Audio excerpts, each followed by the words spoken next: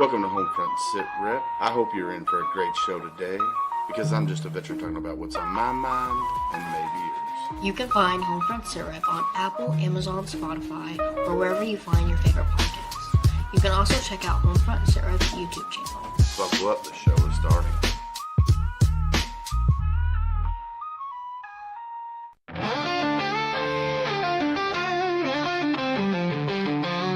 Out on the edge of the battle and back, we've carried the weight and we've walked every track. From desert dust to the fire at home, we've learned how to fight, how to stand alone. But no one tells you what comes after the war. When silence is louder than the guns we bore, that's where we speak, that's where we heal. With stories too real for Hollywood reels. Welcome to the front lines you don't always see. We're warriors to battle just differently.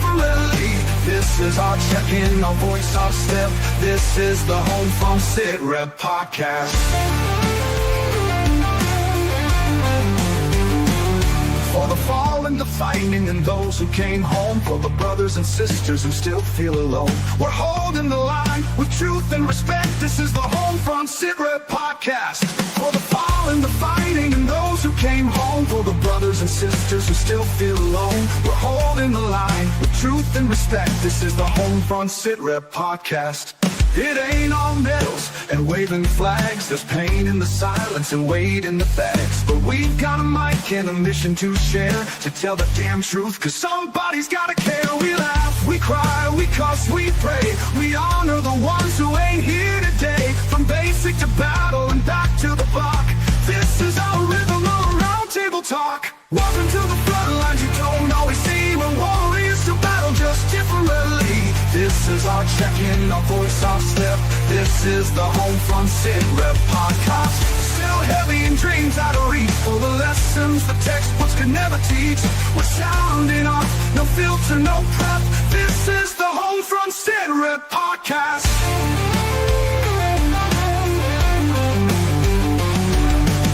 So if you've worn the boots or love someone who did, if you swallowed your hurt and kept it all hid, pull up a chair, you're not alone.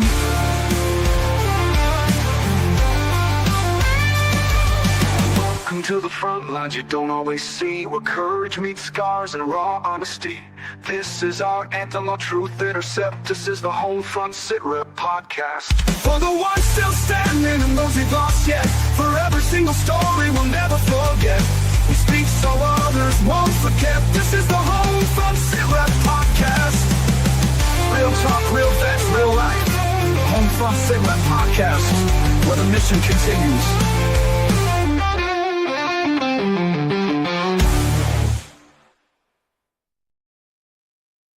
Welcome everybody to a Sunday edition of Homefront Sit Rep. Hopefully everybody's doing good. Gunny's not here tonight, unfortunately. But if you are the praying type, go ahead and say a prayer for Gunny. He's not doing too good right now. So give him a prayer if you're the praying type. I'm sure he'll appreciate it. But how was everybody's Thanksgiving, man? My daughter came in from college, and then she headed back on Sunday night. So I went to Mom's, took the family down to Mom's on Thanksgiving Day, spent the day with Mom and the family there. Came back home, had a lazy day afterwards. And then on Sunday, the wife and her family came over. I did a deep fried turkey. Man, it turned out phenomenal. I wish Gunny was here to hit the phenomenal button, but yeah, it turned out phenomenal. Great day with family on Sunday as well. And then went to work today, and it was freezing cold outside, but it's going to be even colder tomorrow, which hopefully, we get that snow and I'll be sitting in the office all day long. So I'll be able to get to update some stuff there on the website and stuff while I'm sitting in the office for 8 hours, depending on how much snow we get here and in our area. I'm going to give a big shout out to Mr. Troy Stout, Martin Ty Cobb, Cade on TikTok. Just want to give you all a big shout out there for watching. If you're watching and you ain't said hello over here in chat, make sure you go say hello. Man, I tell you what, we have a great guest tonight. I met Matthew back in October at the Mogadishu Mile, Kentucky event. Um, eh, Man, let me tell you, just to see what Matt was doing and his determination, his grit that he had, uh, man, it was just so inspiring. And if you don't know Matt's story, you're going to find out his story here shortly. But um, you need to go follow him on all social media platforms, man. Let me tell you, um, it's just amazing to see this guy, this Marine, adapt and overcome the challenges that he faces on a day-to-day basis. And if you know anything about Marines, we're stubborn, we're hard-headed, and we love to adapt and overcome. And Matt is the true definition of adapting and overcoming um, life. Um, it's just amazing. Uh, it's just amazing to see him and his positive outlook on life, because there's so many people out there that just give up, and we can't do that in life. We can't do that. If you let your brain uh, overrun your heart, then that's just not what we need to do in life. We need to keep pushing forward and do what we're here for. We all have a mission. Don't know what that is, but we all have a mission. Like my mission right now is this podcast. It has been for the last 3 years. It's my therapy. It keeps me going. And Matt's mission is to. We'll let Matt tell you what his mission is. Um, but Matt has touched a lot of people's lives, and I tell you what, when I first met him, it, boy, I was like, "Yep, yep, that's the man right there." So, um, but yeah, Gunny, we're praying for you. You got prayers coming in from across the country and across the other side of the pond. So, hopefully, you get feeling better in the next few days, and you get to break free of the kidnappers at the hospital. So, we'll definitely keep praying for you, Gunny. But how was everybody's Thanksgiving? I know mine was amazing. Had, like I said, a great time with family and stuff like that. So I hopefully everybody out there, whether you're on TikTok, whether you're here on one of the three Facebook pages, LinkedIn or YouTube, wherever you're watching from, make sure you say hello. Um, but are y'all ready to meet Corporal Matthew Bradford? Are you guys ready? I hope you are. Let's bring him up to the stage. Welcome to the show, Matt. How are you, sir? Doing very good. Thanks for having me. Man, thank you. Uh, Thank you for coming and hanging out with us for this hour. I know you're a busy man. Gunny kept telling me, man, he's busy. It's gonna be hard to tie him down. And of course, reaching out to you and getting everything scheduled. It was a little bit of complication, but we got it, and we got you on here, and we're gonna learn all about Corporal Matthew Bradford. So thank you for taking time out of your day to come hang out with me. Unfortunately, Gunny can't make it, but do me a favor, introduce yourself to the world of Homefront Sit Rep if you don't mind.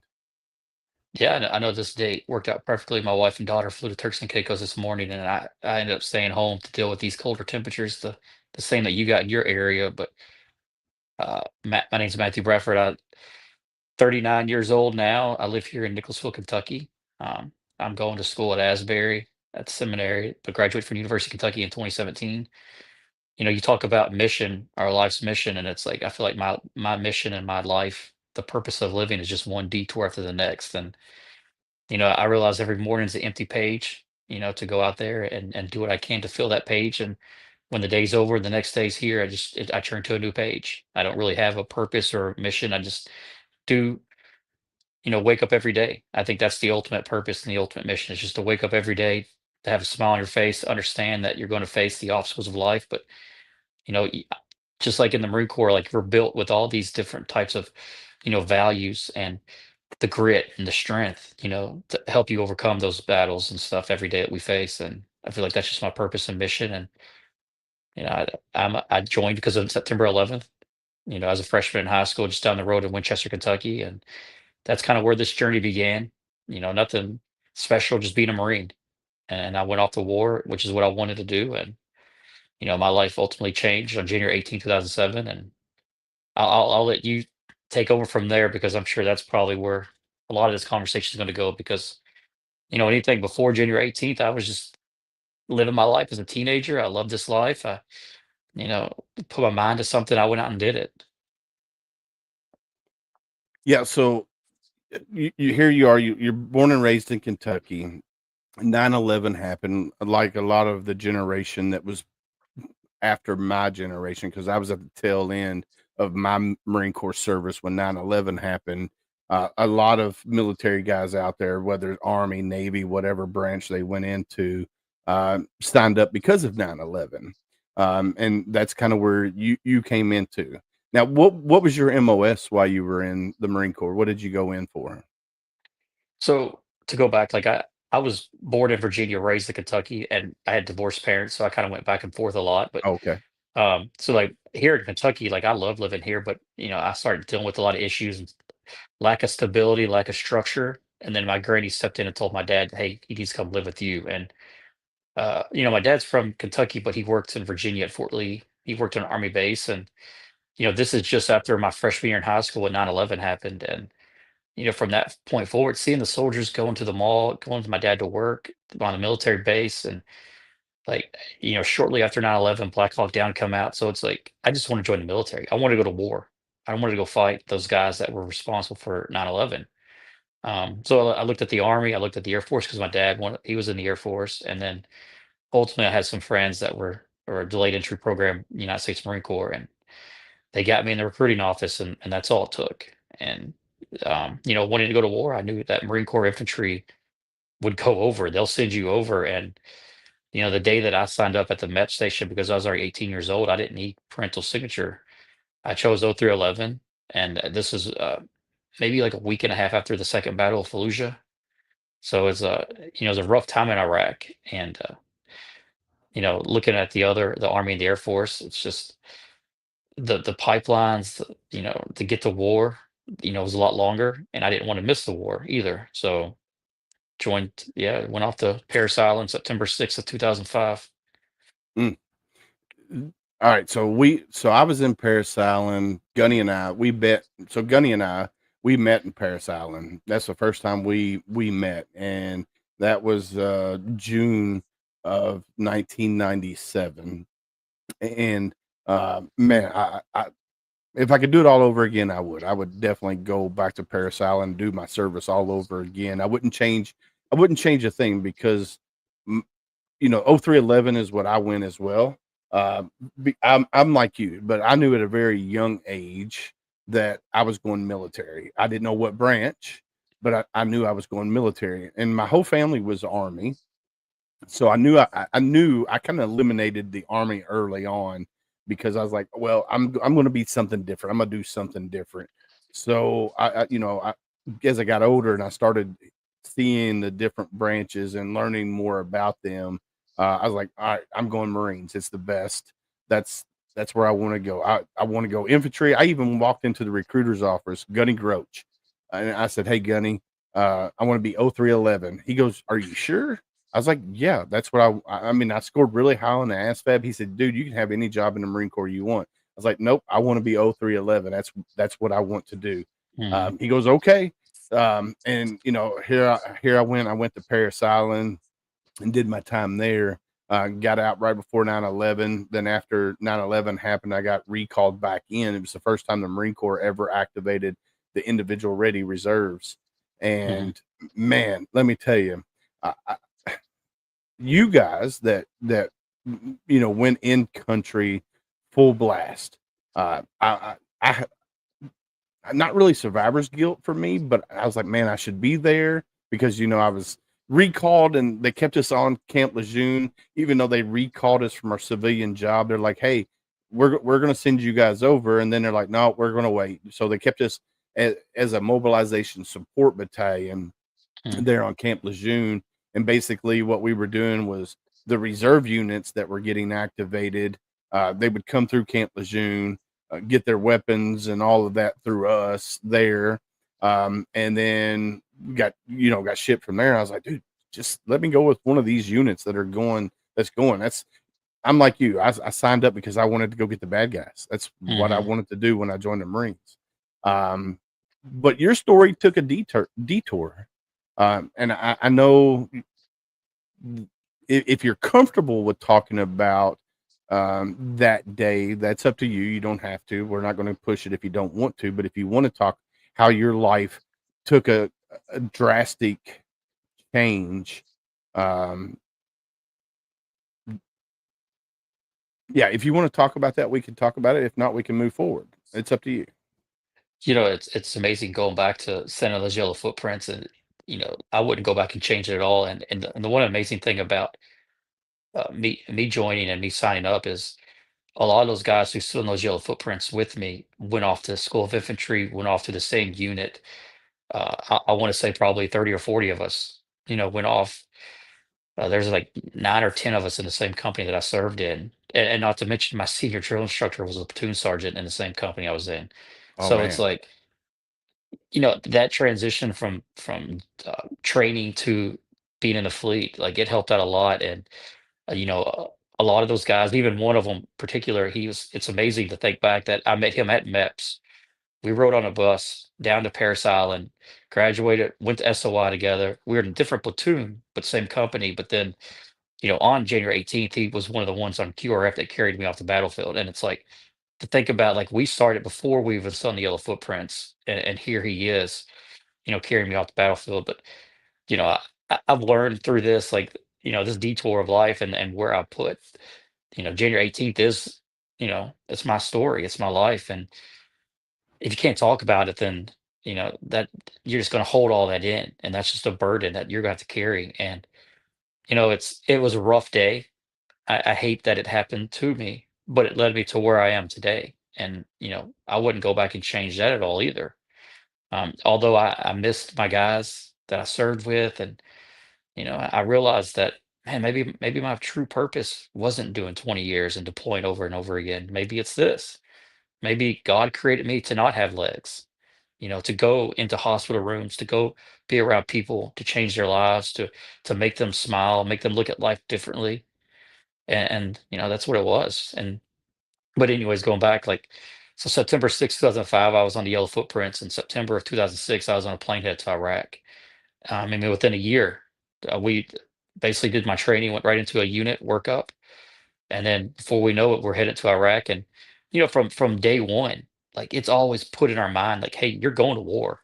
Like, there's no doubt about it. Like, then we get to Hawaii, get to my unit, and they could call us up tonight. We could be on a plane tomorrow. Like, it was always just pushed at us, and that just made you, work harder, fight more, fight harder, be more motivated, because you realize that, hey, like, we might be here in Hawaii today, but we might be there in Afghanistan or Iraq tomorrow. right. And the so I was with Second Battalion, Third Marines. We were Echo Company. Um, it was we went off to Haditha, Iraq, up in the Al Anbar province. And I always remember when we were in Al Assad, there was a 3-3 Marine that was we were relieving 3-3, and he says, "I feel sorry for the stuff that y'all are about to get ready to get involved in." And at that time, it was just like, just hearing what he said, it didn't ring a bell. But then the minute we stepped foot into Haditha, it was just bullets flying all over us, IEDs, snipers. I think on average, the first 40 days we had a casualty in our company. Mm, We were the main element out of our battalion, so we were put into probably the more dangerous of the three towns that our battalion covered. And it was just, you start you start seeing your friends either go out on patrol, get into a firefight, and you start looking around to see who's not coming back. The briefing room, right before you exit the door, there was a sign on the left side of it, and it was like kind of the Casevac report. Oh, here's this guy. Here's his injury. Here's where he is now.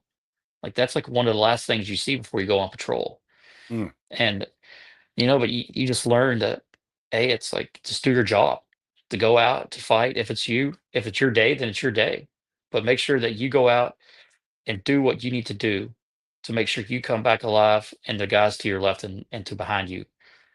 I was a point man next to my team leader, Ryan Irving, and we hadn't so I mean, I'm pretty certain we probably got more firefights other than our mobile unit Mm, just on foot patrol. And it was just go out, get shot at, come back and at the end of the day, I always tell people, I'm like, when we didn't have our flak and Kevlars on, we were just 19, 20-year-old kids. We had our PSPs, we were joking around, we were, listening to music, we were having a good old time. Like our fob was in the middle of town. Like it got mortared every day. So it's like, and I think even before my injury, I realized that like I love these moments with these people I love. Like I want to cherish every moment I can. And there might be a mortar drop on this building and end all our lives. So I'm going to take advantage of like what moment I got right now. And there was actually he's one of my best friends. He was one of my groomsmen. He was out back of our hooch, and they dropped a mortar probably 30 yards behind our hooch. And our whole platoon was in there just kind of resting, hanging out. And when that mortar hit, I mean, it sounded like it went straight through the roof. Like we didn't mm, have to be told what to do. And if the insurgents knew how to aim just a little bit better, that was a whole platoon of Marines that could have been killed. oh But man. he got wounded because he was in between our hooch and where that mortar landed. And God was looking down on him because he came crawling in, and all he got was shrapnel in his calf. Mm, And it's like he went to Al Assad, he was back in a week. And it's like the things that could have happened, but it's just that was our life, right. for me from September to January. It was and really the first 3 months, we And oh, sorry. no, you're good. I was just going to say, as Marines, that's what we're trained to do. When it comes to any kind of situation that we're in, just do our job and do it to the best of our ability. That way, we know that the Marine to the left, the Marine to the right of us is going is going to come home. That's what we're trained to do. And unfortunately, sometimes we do our job to the best of our ability, and sometimes our brothers to our left and right don't come home, or they um get injured and have to be medevaced out or whatnot. um and that's kind of your situation when you hit the IED that day. And which the insurgents were very intelligent and hid those things really, really well. I've seen some videos and stuff of where the IEDs were hidden and stuff like that, and it was just like, holy cow.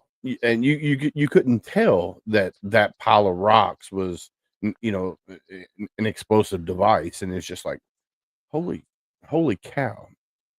So And that's what it was, like the IDs and snipers. And we got thrown into a hornet's nest, and we pushed through and we fought through, and we lost a lot of blood. We lost a lot of guys. I think at our company, we had probably close to 60 Purple Heart recipients. 9 got killed, mm, and our mobile unit was combat ineffective after November 14th because they've lost so many guys that they couldn't even operate. This is a platoon squad or a platoon level, so they had to change out the mobile units. And it was about the 1st of December is when the tide started shifting to where the actual you know the actual people who live in Haditha were starting to interact with us. Like we're starting to like fight back the insurgents. We were pushing through, and like less firefights, less IDs. Like we were winning the battle. And our company commander, which he ended up receiving the Lethwich Award as the mm, top company commander in the entire Marine Corps for this deployment, and is still a 1-star in the Marine Corps today. And but he pushed us so fast, the fast pace over and over again, and it's just putting Marines at every sector of that town. And it's I actually felt safer walking the streets in Iraq or in Haditha than I did in a vehicle, just because the threat of them throwing grenades at us, the IEDs, and all this stuff was thrown our way. And it's like, I mean, you're going to get punched in so many different directions, but you know what? We started fighting back and punching back, and we let the enemy know that we were there to stay. And I, But even before I get to my injury, I'm always proud of, like, again, we lost a lot, but the unit that relieved us didn't lose anybody. So Mm, whatever we did, it worked. Um, but it's looking back on January 18th, 2007. This was a point in our deployment where I remember getting the phone to call home just before we got briefed to go on this patrol. I called my uncle. I was like, "Hey, yeah, we're starting to hear in that there's a advance coming in. Like the unit's getting ready to start relieving us, and we'll be headed out of here in a couple of weeks." And then hang up the phone and then head into the brief and go on this basic ID patrol. We're as point guys, like I'm always just looking around, basically from 12 o'clock to 3 to 4 o'clock, and rotating, moving around, doing all this stuff. And they always taught us to never walk in a straight line because of snipers, so we're always moving. right. And we take a right turn down this road that laid parallel to the Euphrates River. It was in the palm groves, and as I'm walking past this compound wall, there's this big opening with a bunch of palm trees, and probably off to my right, about 30 yards into this palm tree area, was a white bag leaned up against a tree. And like you said, how they mark IEDs is pretty phenomenal. But they also they put these indicators to mark where their ID is or where their weapons are placed. And seeing a white bag leaned up against a tree in the middle of this little an area, it's kind of suspicious. So I look to my left to tell my team leader to be on alert. I yell to the guys behind me, and then the minute I turn back around as I'm passing this compound wall, I look down and there's this ditch that went inside of a pipe underneath the road that was kind of perpendicular from where I was standing. And that's when I saw the command wires going inside the pipe. Mm. And by that time, it exploded directly underneath me. And it was my life went from light to dark. I was and kind of in and out of consciousness. I could hear my squad leader calling for QRF. I was going in and out of it, but I couldn't feel a thing. Like it happened so fast. And you know, I, for a few months later, I always had this like image in my head. I'm like, why do I keep seeing this white bag and these command wires? And I didn't realize it until a couple of months later when my guys got back that the Marine that was two people behind me, he said, "Yeah, the last thing that we heard out of you was you telling us about this white bag, be on alert," and then the explosion happened. Mm. And it just kind of put two and two together. But that Marine also, as I mentioned, we got in so many firefights over there. But every time we went out on patrol with 12 Marines or 13 or whatever it was, we always came back with the same amount until that day. Mm. So here I am, on the litter, waiting for QRF to show up. And at that time, my left leg was gone, my right leg was pretty much gone, my face looked weird, and all this damage. And this Marine, just my best friend, he just sat next to me and held my hand and talked to me because they didn't think I was going to make it out of there alive. Mm. Um, and I didn't realize it until just a few years later, because I didn't know this part, because at this time I'm passed out. And they took me back to Haditha to our battalion aid station was basically a closet, so they had to basically clear out the chow hall, put the tables together.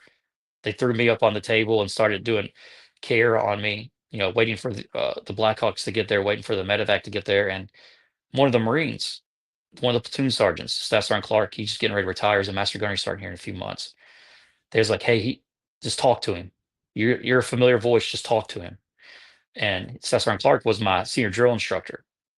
Mm. So he just basically got as close as he could to my ear and would just start, "Bradford, you'll be fine. You'll be fine, Bradford." And those were the last words I heard. And it's amazing to look back to think my senior drill instructor, a guy who scared me to death in recruit training, who I remember a story. He was sitting on the quarter deck, and he says, "Hey, I got one more cycle of recruits after you all. Once they graduate, I'm headed off to Hawaii, and you'll never see me again." And like, Mm. Mm. we're thinking we're East Coast Marines, like we're not going to Hawaii. It's like if you're an East Coast Marine, you're pretty much going to be at Lejeune. Right. And then we realized, like, once we got to Hawaii, and he came a few weeks later, that holy crap, like, but his "You'll be fine, Bradford" was the last voice I heard. And then I was off. I was injured on the 18th of January. Went to Blood. I went to Launchstool, and then I went to Bethesda. And I think the 18th was on a Thursday afternoon. I was in Bethesda by Sunday evening, Mm, and mm, from that point forward, I was in a heavily sedated 3-week coma. Had a lot of brain swelling. They had to put tubes in every part of my body. They didn't want me to have like an aneurysm and stuff like that, but right, I kept trying to react and I kept trying to move around, and that was worse on me. But it was being in that 3-week coma, I lost so much weight. Even not only losing both my legs, like I was skinny as like pretty much a bell, a bed rail, mm, and and to wake up from that and be sent down to the fifth floor in Bethesda, to truly find out what happened to me and start this new, basically going from the lowest that I could possibly go to having to rebuild, re-strengthen myself to start over again. right. And I guarantee that was a challenge when that first happened. Here you are, a hard charging Marine. You have your accident, and now you're happening to rebuild yourself basically from ground up, learning how to walk again and do all of these challenges that you faced. And I know a lot of veterans out there, a lot of military service members, they let the demons run free basically, and here you are, you now remolded yourself after having the accident and stuff like that, and you're rebuilding yourself, and then in April of 2010 you made history. You re-enlisted in the Marine Corps. Let's talk about that a little bit. And looking back, it's amazing to think from where I was coming out of that coma to April of 2010, because you know I hated the way I woke up. Like, I did not want to be alive. Like, I wanted to go to war, and I was either going to come home with my brothers or not come home at all. Like, as a 20-year-old who had my whole life set on just being a Marine, deploying over and over again, and now I'm finding out that not what happened to me, that my team leader got injured. I was responsible for that ID. Like, I should have found that. I saw it one step too late. And then the day that my dad told me I lost both my legs and it's more than likely that I'll never see again, like, it wasn't so much the eyesight, it was like losing my legs. Like, you see this stuff on TV all the time in the news, the media, but you don't ever think it's going to happen to you, and I didn't want to talk to nobody. I didn't want to eat food. Like, everything at that point, I just wanted to give up. If that ID didn't kill me, then I'm going to try to do it myself. Right. And, and as I mentioned, we had a lot of friends that served in the same company that, were wounded, and they were also in Bethesda. So it's having two of the Marines that were with me, that were injured a couple of months before I was, found out that there's another Echo Company Marine in the hospital. They made it a point to come see me because I didn't want to talk to nobody. I didn't trust nobody. I didn't even like my parents were there. I didn't like anyone there. And I was very mad at the world. And but I trusted those two guys. One of them was shot in the head. One was severely injured and blown up. And it's Mm, like they're going through their own thing. But it's like it's amazing. Not only when they would come in there, but it's like I noticed that not only that, the corpsmen, the doctors, the family members, the people that visited Bethesda, like that were injured, like I didn't want them in there, but they kept coming back. And I realized, like, because I thought to myself a lot, and I was like, man, how am I going to do this? Like, am I ever going to be out of this hospital bed? Am I ever going to be a wheelchair? Am I ever going to walk? And then I realized, like, all these guys who lost limbs, who are dealing with their own issues, they did it. Why can't I? It's not the limitations or the restrictions of life. It's what you put on yourself. If you believe you can't do it, if you believe that everything's tough and you just want to give up, then that's how it's going to be. And I love music. And at this time, there was one song that came out. It was from Lone Star called Mountains. There are times in life when you got to learn how to crawl, lose your grip, trip, and fall. And in hearing those lyrics, I realized that, you know what, this might be one heck of a ride. It's going to be tough. There are going to be bad days. There's going to be a lot of bad days. But you know what? I want to stay in the Marine Corps. I want to be what these guys and girls are doing to me.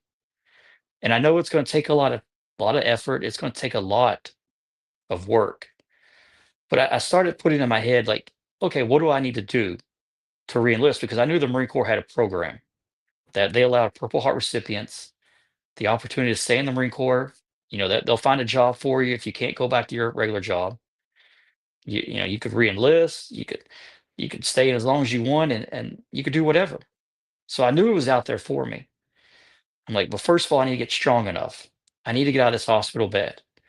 Secondly, I need to learn how to walk. And then I'll figure out the eyesight, the blind stuff. And that's what I focused on.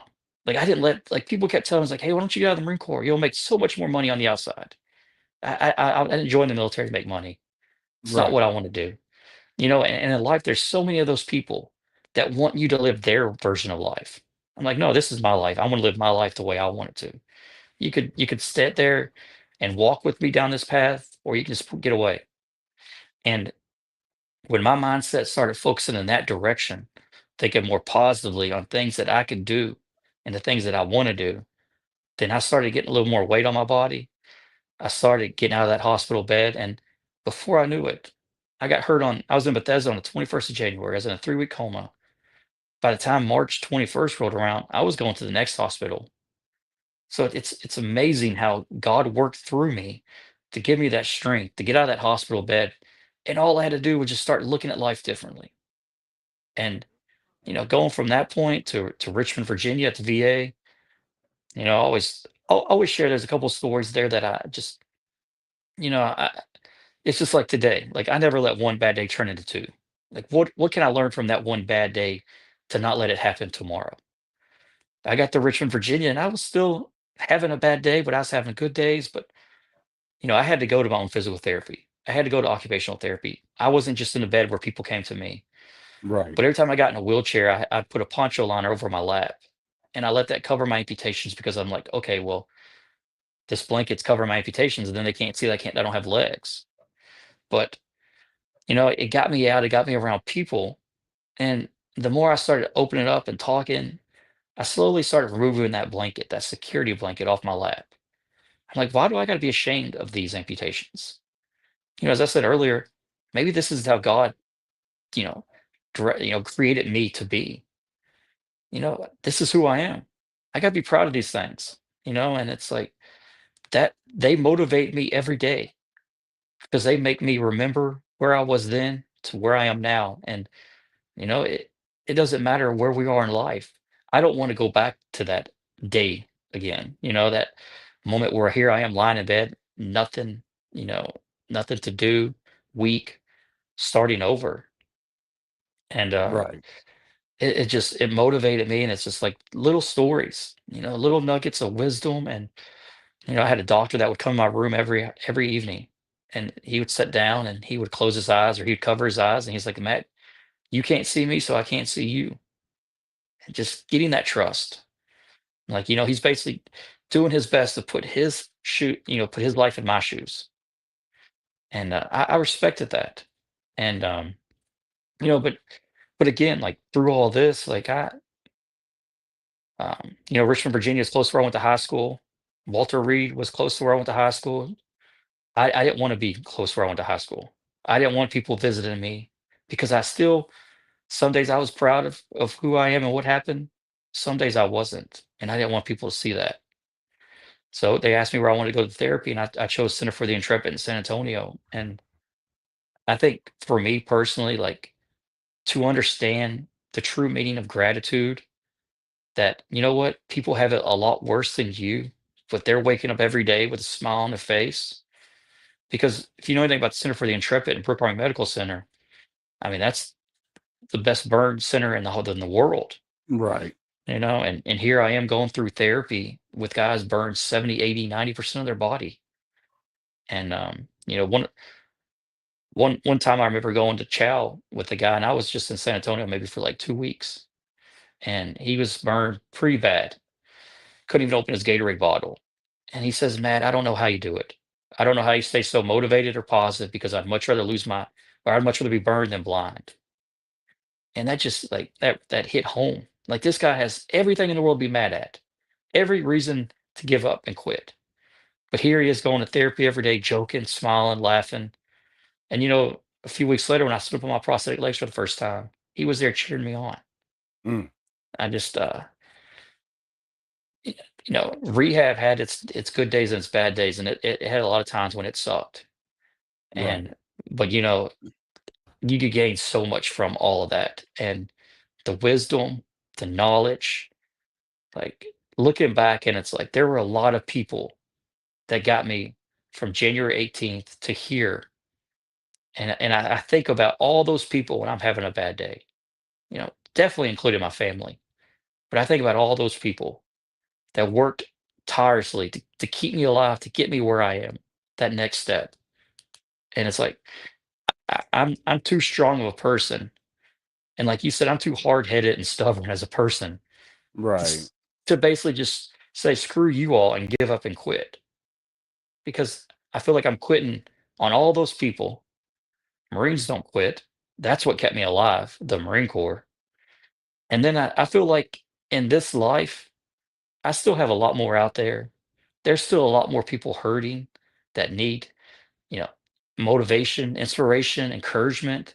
They need to learn to laugh and smile a little bit, and it's amazing looking at my life now, that full circle, the people that were with me early on in 2007 through my recovery to now here I am receiving emails and people coming to me, trusting in me that I changed their life or made them, take their own detour for the best. And Mm, and it's going through prosthetics, learn how to walk, going through the blind rehab center. I spent 8 months in Chicago learning everything I could because I wanted to reenlist and I knew I needed to operate the computers, braille, I need to do all this stuff on my own. And I got back from that, and then I did a baton death march in March of 2009. And I told my physical therapist, Once I do this, I'm putting my medical board in, and I'm going through the reenlistment process." And I did that. I mean, it was easy 100%, but heck yeah. I chose to reenlist, and I think it was March 23rd of 2010. I got the call that my reenlistment package has been approved, and by April 7th of 2010, I was in San Antonio, Brooke Army Medical Center, being sworn in for another 4 years. Heck yeah, man. And so here you are, you did everything to get back into the Marine Corps, and like you said, you didn't want to feel like you failed any of the people that supported you along this journey. So you're more than motivated. I mean, hell, doing a baton death march is no easy task. If people don't know what that is, you probably need to look it up because it's not an easy task at all to complete. And here you are, you're trying to get back into the Marine Corps. Now April 10th, you got swore in again, and now you're still serving your country, but you're serving the country in a different capacity. And you're doing the things that you're doing, and you just keep inspiring people to um, never give up. Um, how do you what I'm trying to figure out the best way to word this. Um, It's amazing because I feel like you know when I got my mind straight in 2007, like I wanted to live a normal life. That's why I go do these crazy things because I enjoy doing it. I don't go out and like I don't go out to show off. And I know when I go out and do this stuff, people are gonna be watching. People are gonna walk up and shake my hand and all this stuff. But I go out because it's for me. It's understanding that just because I lost my legs and my eyesight, it doesn't mean I can't live life. right. And and I'm not gonna lie, like all that is great on what I do, but when I got to but San Antonio, like I was a blind double amputee. I was smiling, I was joking, I was laughing. I was just like, I'm not a public speaker. I hated speaking, but like I started to be that Marine. Hey, oh, let the politicians or generals or whoever come visit us at this new state of the art facility. Let's give him the blind double amputee. Let him come over here. And it's like, and it's all of this stuff just started like lining up. And it's like, yes, like people are noticing it, but it's like I was fully focused on getting better, getting stronger, staying in the Marine Corps to fulfill the mission that I want to do. And, and it's like, sadly, like putting that pressure on myself, not wanting to fail, not wanting to quit. That's still, I'm trying to work on that today, but it's like, it still bothers me sometimes because it's like, at the end of the day, I'm like, did I do enough? Did I say the right words? Because at, at the beginning, all I wanted to do was just live this life, with the amputations, with the blindness. Like, I don't like using the word disability. I don't like using restrictions or limitations or any of that stuff. It's like, because you know what? My legs, my prosthetics are my legs. That's who I am, and it's Right. just, so having to battle all that, like, but I was focused on the people that were closest to me, that were walking the same path I was, the like-minded individuals. One thing I learned in the Marine Corps, and this is another story that I've learned from a physical therapist, and it's that lead by example mentality. Mm, Like, he told me one day, he was like, Matt, you don't see this, but when you roll into therapy every day, you get on the mat, you put your prosthetics on, you stand up, you walk out, you usually throw a joke at somebody, or you make a comment, you get a ball thrown your way, something happens. But you come in every day with a smile, motivated, ready to go to work. mm, And there's these young amputees that are laying on the ground, probably in the same condition that I was in, trying to figure out their own life. Are they ever going to walk again? Like, what's the next day like for them? What's the next hour like for them? right. They see a blind guy with no legs doing it. It gives them hope that, what, if he could do it, then I can do it.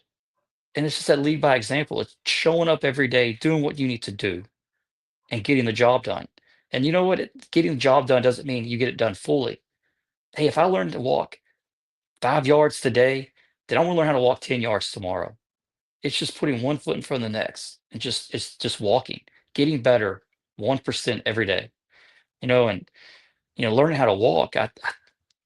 I didn't think it'd be very difficult. I mean, it's just putting one foot in front of the next. But when you can't see, it does make it a little more difficult. But Oh yeah, for I was sure. like, I was bouncing off the walls, not wanting to trip and fall, and all this stuff. And my physical therapist stopped me and says, Matt, whatever you do, just put one foot in front of the next and just walk.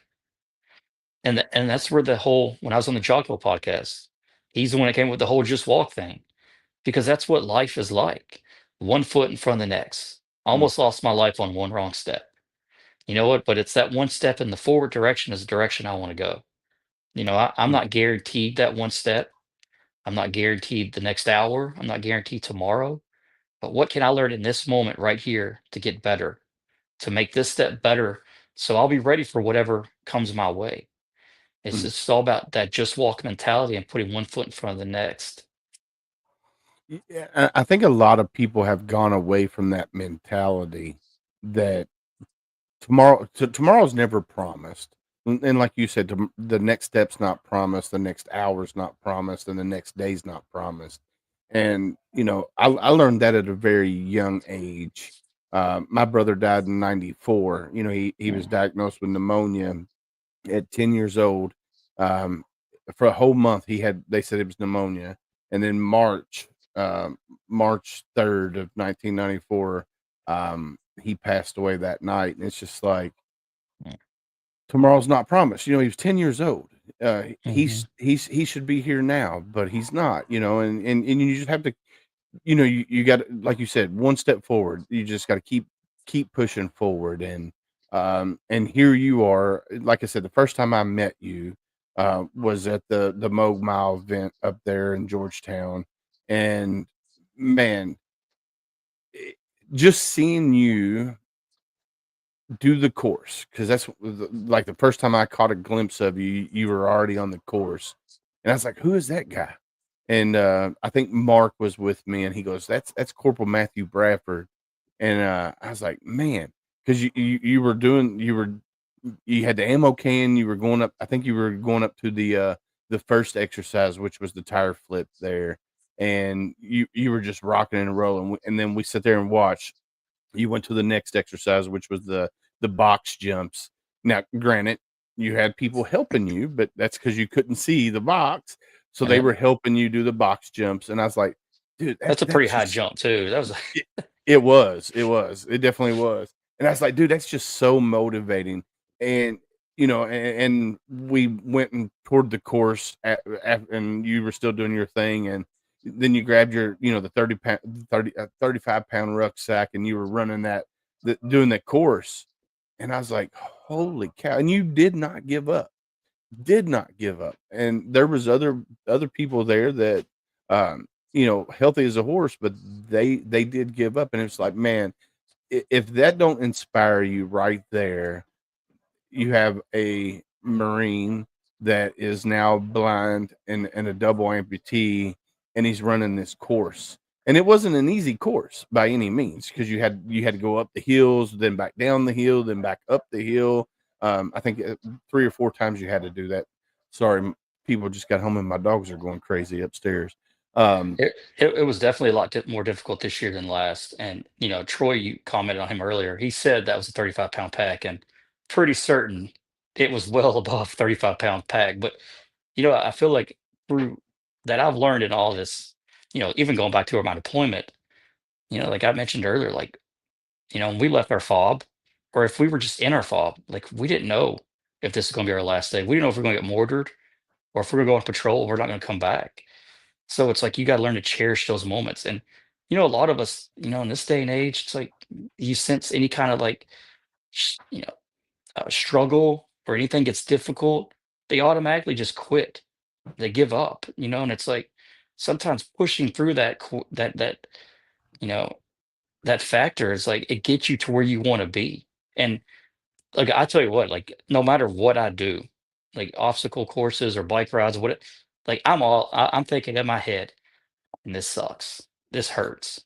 Like just say it. It's like that little demon on my shoulder. It's like, just say it, just quit, just give up, Matt. But then it's like I never let those words go from my head, you know, out of my mouth. I did a Right. bike ride, a century ride a few years ago, and I was riding with somebody, and we were close to 100 miles. And I told him, I'm like, the only way that I'm getting off this bike and I'm not finishing this race is if I pass out and I have to get an ambulance. Mm, Like I will finish this race. Same with the Baton Death March. If I can't walk across that finish line and these legs don't suction and they don't stay on, then I'll crawl. Like mm, I don't quit. I don't. And that, going back to that Baton Death March, which in 2009 was like I did 10 out of 14 miles, and I was impressed because I honestly have only been on my legs from for a large amount of time throughout the day, 6 or 8 months. right. So here I am going out walking 10 miles, but as I sat down and said that I'm done, like that's the first thing in my entire life that I've ever quit on. Mm, And yeah, like people, oh well, you got excuses. I'm like, no, like again, I, these amputations are not going to be an excuse for me not to live life, to go out and do right. things. So it motivated me to everything that I do in this life to prepare my body, prepare everything. When I go do this stuff, and 10 years later, I went out and did the Baton Death March and walked all 14 miles of it. Mm, And it's just I don't. I have a friend that says I'm too dumb to quit, and that's basically what it is. And it's just, and if you notice, I wear a Kevlar. The yep. reason why I wear that Kevlar, I do that on every Marine Corps marathon, bike ride, whatever it is. It's because when I put that Kevlar on, I'm back in the fight with my battle buddies, my brothers. Mm, It's to honor and recognize those who cannot wear that helmet anymore. I'm not going to quit on them. Like I'm going to push through. I'm going to realize that, hey, this is going to hurt tomorrow, and I'm going to feel some pain. But you know what? That pain is not greater than the pain of saying, "Hey, I'm done. I quit." right. And that's what a lot of people don't understand. The pain that we deal with on a daily basis, it's temporary. But Hmm. if you quit on something, you're going to have that pain for the rest of your life. And a lot of people don't have that mentality. Even like my daughters now, they're 17 and 18, and that's something that I instilled in them long time ago, that you don't quit, you don't give up. If you sign up for something, you complete that mission, whether it's sports, whatever you're doing, you complete that mission. And I think a lot of the younger generation, um, they don't have that instilled into them. Their parents don't give them that. And Gunny says it's the participation trophy uh, mentality, and it's just like I see that because, like I said, my girls have never quit on anything that they've started. They've completed that mission, and I wish a lot of the younger generation would have that. And there is a comment from Troy. He says, Bradford, that ruck was precision Wade, is what he said. Yeah. Yeah, okay. But it's amazing with that ruck, and it's because last year I carried a 19-pound pack to honor the 19 that were killed at Mogadishu. And like I told Troy, I told Sam, I'm like to me it wasn't, I could carry the pack. It was more of my above knee prosthetic. I didn't know if it could handle the weight of Right. an extra 35-pound plus pack on. And so I let Troy let me borrow his, and I started putting that on, and I'm like, this ain't that bad. My leg's doing pretty good. And I mean, me and my wife would walk up and down the street here. Like I put it on in the garage, and I would do laps around my counter, just to get my body comfortable with wearing that pack, because I haven't worn that much weight since Iraq.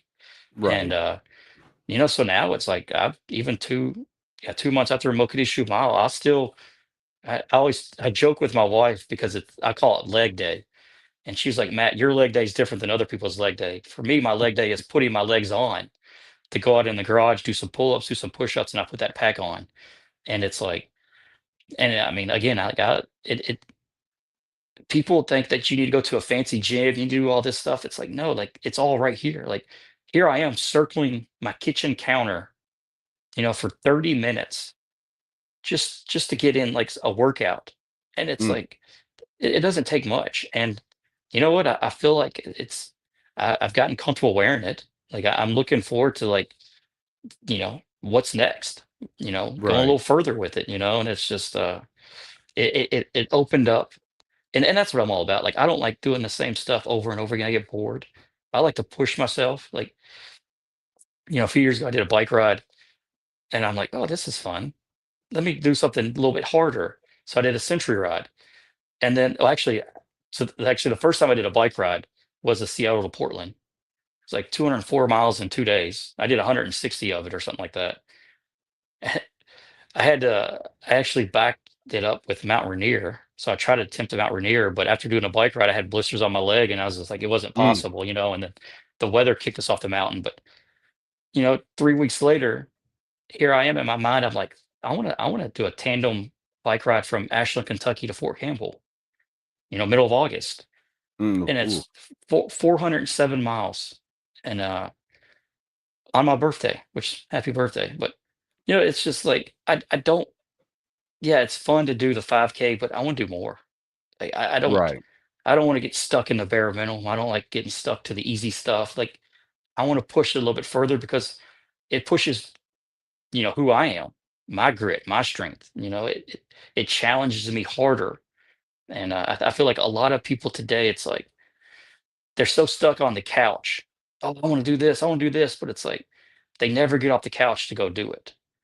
And I, Right. I am guilty because I have a lot of friends that are like, Matt, we can't tell you no. And I feel bad because I could hear it in their voice, but I'm like, because I know what it feels like. Like, yeah, the start line, you're all excited, you're all happy. Like in between the start and the finish, like, yeah, there's good times, there's bad times, there's gonna be times it sucks. You might hurt yourself. But I tell you what, when you cross that finish line, knowing what you just went through and what you did to get there, like they said at Paris Island, the quickest way off this island is to graduate. Yep. It's about the journey, and that's what I love most is the journey. Not so much the start, a little bit of the finish because I'm exhausted, but it's about the stories, the wisdom, the knowledge. Same with therapy, going from January 18th till now. Yeah, like it sucked January 18th, but and it's I'm living a good life and I'm blessed right now. But it's that in between, and the dash poem. It's all about Mm. like how you live your dash. Oh yeah, for sure. Gunny's in chat. He just joined us. He said, "Good evening, gents." Um, And then Troy said live broadcast from Devil Dog Fountain up next. Next. Yeah, I agree, Troy. I think we need to do a live broadcast from Devil Dog Fountain. That would be, I think that would be amazing. We'll have to get Matt to come over with us and do a live broadcast from there. So your motto, no legs, no vision, no problem. You live that every day. I mean, here it says, um, you run marathon, you do races, you do rock climbing. You reportedly climbed 7,000 feet. You've gone skydiving, you've gone surfing, you do some hunting, fishing, and more. Here you are, um, living life to its fullest. You're not letting y- now you said something a while ago that kind of resonated. You said disability. You don't like saying that word. There's an organization in Richmond, Kentucky, or Richmond, Virginia, called Beyond Boundaries. And Mm. what they do is they take veterans out. They take uh, people with other abilities. That's what they don't say disability; they say other abilities. Out into nature, whether it's kayaking, fishing, whatever. So they not just the veteran community, but people with other disabilities as well. And here you are, you've you've went, like you said, from January 18th to current, that dash in between your journey that you've been on. Um, And I don't foresee you stopping anytime soon. I think you're just gonna keep pushing on and motivating people out there and going around to the VA hospitals and stuff like that and motivating, um, service members who have been injured in the line of duty. Um, You, and you know the oh sorry. No, you're good. I was gonna say, here you are. You got honored with the Spirit of the Corps Award by the Marine Corps Coordinating Council of Kentucky in 2014. Um, it's an award that recognizes your courage, your resilience, and your commitment. In 2018, you were at the State of the Union address by the then President of the United States. Um, you've where does Corporal Matthew Bradford go next? Like I thought of this earlier, like going back when you said like, the box jump, you had people around and in life I've learned that no matter how old you are, even when you're a baby, you always need someone else. Like I don't do any of this stuff by myself. I put a lot of trust in the person I put my left hand on that will walk through these peaks of life, the ups and downs, this journey. Um, it's just I feel like for all of us, we need that circle in our life. There's a lot of things in this world right now that we can get mad at, that we can get, a lot of division. But you know what? There's a lot of things in this world and this life that we could look positively at. Mm, Helping each other, encouraging each other, being compassionate and kind towards each other. And it's just these are things values that I grew up on that were taught to me and probably taught to you and taught to all of us. Is like hold the door open for someone. And it's like, what can I teach my daughter and kids today so they could grow up and pay it forward. I don't like I'm going to seminary now and I've enjoyed it so much. And people ask me like, what do I want to do with that? And I'm like, honestly, I don't know. Like 4 years, God's going to tell me what's next. mm, I'm just going to keep doing what I'm doing. I'm going to keep loving this life, being blessed every morning when I wake up. I just, we're given this one earthly life. Like, why not take advantage? Why not live it to its fullest? There's a coffee shop I go to, and it's here in Lexington. It's called McLeod's Coffee Shop, and you know they call them VIPs, but a lot of those individuals are dealing with some kind of like disability. And I realize this now since I don't have legs and I can't see. Like, a lot of people look at us and like, oh well, just set them over there and leave them alone. But a Mm, lot of us want to live life. We don't want to be pushed aside. We want to be put out there to where we could help others, where we could live life. I've done the blind rehab. Like I travel by myself. I'm here alone for the whole week while my family's gone. Like I don't need someone like a nurse. I just need given that opportunity to go live this life.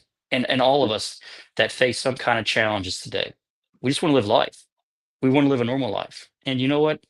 2007, I told myself that's the life I want to live. And I want to have strong enough people that are to my left, to my right, my wife, my kids, and we're going to walk this life. And hey, if you want to join us, come join us. You know what? Because it doesn't matter what you lost or what you deal with every day, you could still live life. I love it. No, dude, that is probably the best outlook on life that anybody could have. I tell my wife all the time, "Hey, God's leading this journey. We're just stewards of His. Um, we're just stewards of Him. We do what He tells us and what He puts on our heart, and that's what you're. That's the journey that you're on right now, and It, it's it, amazing, yeah. amazing to see, brother. It's all about, God doesn't look at you outwardly, he looks at you inwardly. What kind of heart do you have? And it's like, I'm, I love those that I'm around. I love living this life. And it's just like a few stories real quick. I don't know what time it is, but I did an event in 2000, and, I don't know, 17 or 18. And I made a social media post and I got off and somehow a few days later, I got an email from a stranger. I don't know how she got my personal email, but she says, Matt, you don't realize this, and I don't know you, you don't know me, probably never meet, but I was a huge fan of Toby Keith. That's what the event was, and after I saw your post, I googled how you live your life, and if it wasn't for me googling that on how you overcome your injuries, and I'd committed suicide. Mm, You know, Reading that in the middle of the morning while I'm having coffee just brings tears to my eyes. And going back to that just walk mentality, like a guy after the Jocko podcast emailed me and was like, I'm overweight, I'm dealing with cancer, all this stuff, can't even get out of my bed. After hearing your podcast, I bought your Just Walk shirt and I realized not today. He was like, I got up and I went from bedroom to kitchen, bedroom to living room, bedroom to porch, to the mailbox around the neighborhood. And before I knew it, I lost all this weight. And then I went to my doctor's appointment and I was cancer free. mm, It's not saying it's like, this is going to fix everything. But when you start thinking positively, when you start getting up saying, not today, I could do this, then things are going to change. And, again, that full circle, like there's a lot of people out there, that are observing how you handle life, how you look at life, how you live life. You might not know them, you might know them. If they see a guy that's dealt with all this stuff, or if they see a guy that's just helping others, being compassionate with a smile on his face, hey, again, maybe it's going to be like, if he could do that, then why can't I? It's all about mm, paying it forward, and that's just, again, we only give one earthly life. Why not make the best of it? Turn the news off, quit with the division. It's all about just loving the person to your left and right. mm. I know, brother. That's amazing. I love that. It is about loving the person to your left and right, and um, like you said, I don't watch any news. My wife gets so mad at me. We had a discussion. She was watching MSNBC last night, and I'm like, "Why are you watching this crap?" And she goes, "Why? Because it's MSNBC." And I was like, "No, you're watching news." I said, "I don't Mhm. care what channel it's on. It's crap. They all lie to you. They want to keep us separated.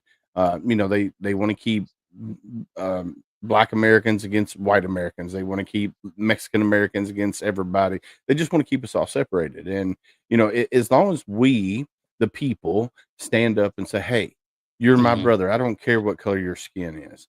I'm here to support you,' and vice versa, and the America would be a much better place. Exactly. it's still the greatest country on the earth. I don't care what people out there say. It's still the greatest, still the greatest country on the earth. Um, and if we, I feel the tide changing. Like, so we go to church pretty regularly. My wife goes every Sunday. She serves, and this generation of children have slowly, over the last, I don't know, 2 years, 3 years, slowly started turning to God. And Mm, it's just amazing to see. And I think that people are waking up and realizing, hey, this is the path that I need to be on. And I think that's going to help eventually. It'll eventually outweigh the bad. Because everything is to keep us divided and stuff here in America right now. They want us to hate each other and not see what's going on.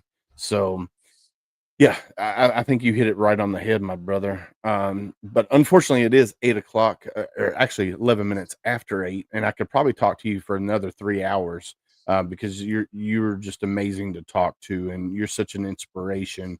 I'm hoping that somebody who watches this now or listens to it later or whatnot, um, your story resonates with them because, like you said, tomorrow your next step's not given, your next hour's not given, and tomorrow is not guaranteed. So you just got to, not today, just get up and walk. mm. I love it, brother. I mean, you are amazing, my friend. Thank you so much again for having me on, and I look forward to maybe when Sam gets back a little more healthy, and we'll be praying for him. That I'd love to jump on here with you again and um, get you out there for an event next time. Oh yeah, you're definitely going to come back. We're definitely going to make that happen, Gunny. If you're still watching, we're going to have Matt back on, whether it be, probably won't be this year, probably at the beginning of next year we'll get you back on. Um, and hopefully I'll see you at some of the events coming up in the near future. You don't live too far from me, so my daughter's at EKU in Richmond, so you're not far from her either. So Actually, we my will. son goes to school there. Oh, nice, nice. Uh, Yeah, we'll yeah, but definitely have to get together, my brother, and whether it's just to hang out and just chit chat. I'm still working on an AZN scope for you. Me and uh, Colonel's been talking about that, and hopefully I can find one. I got a lead, but I don't know yet. I know we were trying to get it for your elk hunt in November, but unfortunately that didn't come through. But I'm hoping at the beginning of the year I'll have one for next season's hunting season for you. That way you ain't got to switch them back and forth.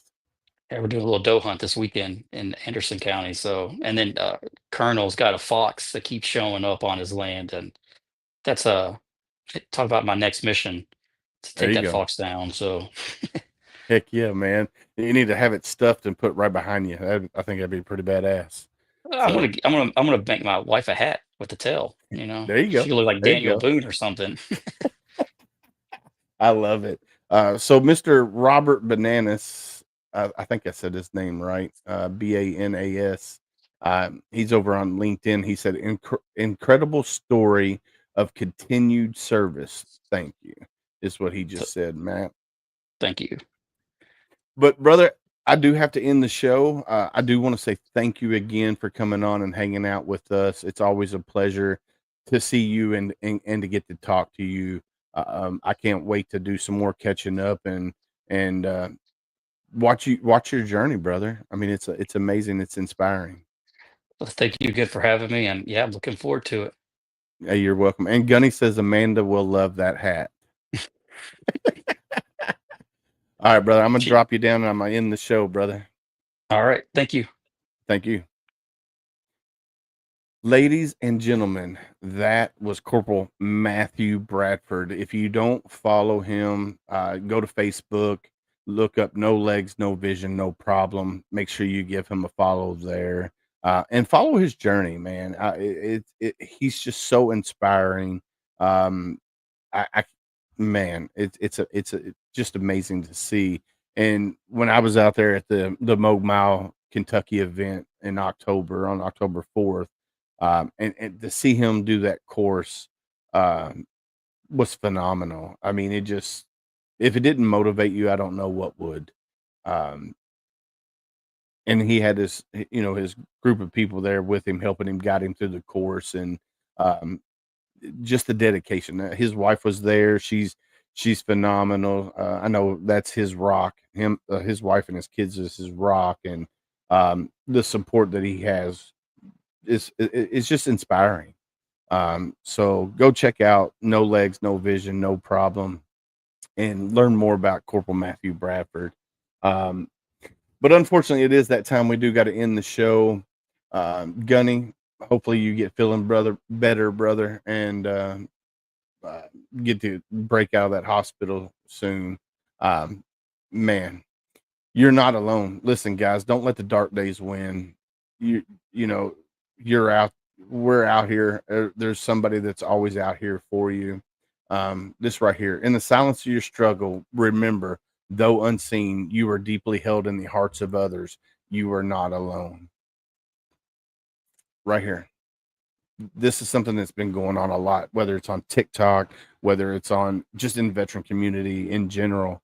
The uniform may come off, but the bond remains. And together we heal, we rise, and we carry each other forward. We've talked about it numerous times. Right now, there is a divide between combat veterans and non-combat veterans. We all signed our name on that dotted line. And if we keep that divide, we can't carry each other forward. We can't heal. We can't rise. So stop the divide. Whether you're a combat veteran or non-combat veteran, you still served your country. Hashtag be somebody's stranger. Listen, we talk about this on every episode of Homefront Sit Rep. Listen, we as humans, we're more apt to talk to a complete stranger than the ones we love the most. So be someone's stranger today. If you're out and about and you see somebody and it looks like they're having a bad day, go up to them, say, hey, how you doing? And if they give you the red flags, I'm okay, I'm hanging in there, I'm living a dream, ask the next hard question. How are you really doing? But you have to be ready for that conversation, because it could be a 5-minute conversation, could be an 8-hour conversation. You have to be ready for that conversation, and listen, and don't try to fix them. Sometimes we just need somebody to listen to the struggles that we face on a day-to-day basis. So just sit there and listen, and then interact if they want you to interact. You'll see the cues, but just sit there and listen. And then it takes a village. Listen, we as humans, we work better in groups. It's been that way since the dawn of time. We've always had that herd mentality. So it takes a village. And like Gunny says, man, open up your contacts. Scroll through on your little cell phone there. Scroll through and just randomly hit somebody's name. Call that person. If they answer, talk to them. Say, hey, how you doing? Just been thinking about you. If they don't answer, leave a voicemail. Say, hey, it's Willis. I'm just calling to check in, man. I haven't heard from you. Hopefully you're doing all right. And then hang up on that, and then do it again, and see until you do get somebody on the other end. You never know. You might save that person's life. Big shout out to our partners, Heroes Media Group, Adam Bird with Heroes Media Group. He's been amazing since day one. So go check out heroesmediagroup.com. Reese Across America Radio. Go check out reaseacrossamerica.org/radio. Homefront Sit Rep is on there Thursday nights, 11 p.m. Eastern. That's Thursday nights, 11 p.m. Eastern. Then Military United podcast streams. Elite Engraving, who did our amazing hat right here that I got on the top of my head. They are phenomenal. Small veteran-owned company in Campbellsburg, Kentucky. Wife and husband duo, both veterans. They do all kinds of engraving and hats. They do a little bit of everything. So go check out Elite Engraving. Big shout out to sameflagsameoath.com, who did our shirt. Uncle Sam is wearing it back there. It says Marine It Down on it. It's got the Homefront Sit Rep logo on one side. It's got the American flag on the other sleeve, and on the back, it's got the Got Your Six culture bullseye on the back. So go check that out. And also go check out homefrontsitrep.com. You can actually find our merch there, the hat. There's a link to the hat and also our shirt there as well.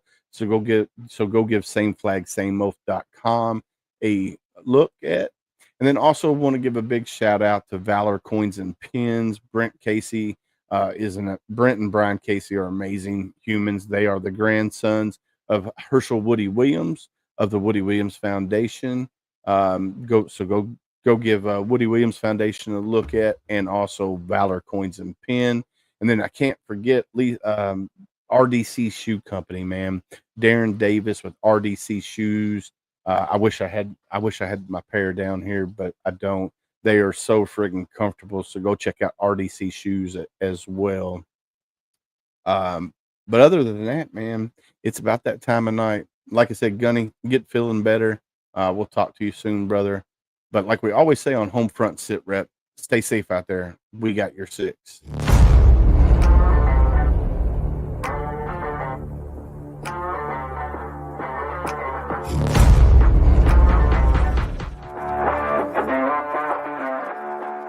Thanks for listening. Hope you enjoyed this show. Suggestions and comments are always welcome. Cannot wait to have another great show with y'all. Don't forget you can find Homefront Sit Rep on Apple, Amazon, Spotify, or wherever you get your favorite podcasts. Stay safe out there. I got your six.